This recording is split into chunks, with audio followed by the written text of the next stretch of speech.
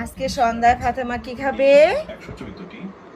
মুড়ি মাখা খাবে, চানাচুর দিয়ে খাবে। আজকে আজকে আলু চপ পেঁয়াজি দিয়ে খাবে না, তাই না মা? দিয়ে দাও। দেখো বন্ধুরা, আমরা দিয়ে দিচ্ছি। দেখো বন্ধুরা, প্রশ্নটি কোরআনের সবচেয়ে বড় সূরা কোনটি?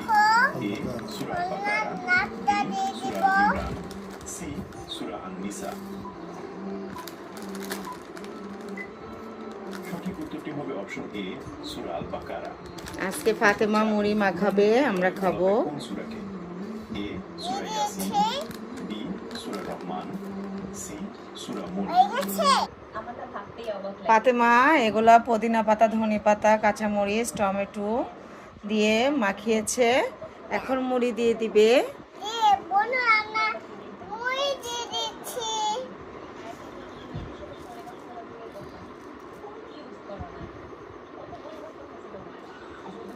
ফাতেমা এখন তেল দিয়ে দিবে।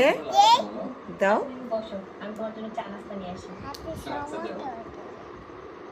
হয়েছে হয়েছে হয়েছে। মাশাআল্লাহ, ফাতেমা মুড়ি মাখিয়ে ফেলেছে। এখন আমরা সবাই খাবো। মাশাআল্লাহ, আমার মা মেখেছে।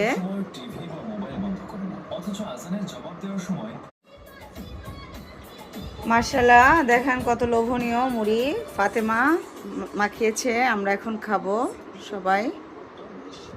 ফাতেমা অনেক মজা করে মাখতে পারে। পুদিনা পাতা, ধনিয়া পাতা, কাঁচামরিচ, টমেটো, শসা সবই দিয়েছি। সুন্দর হয়েছে।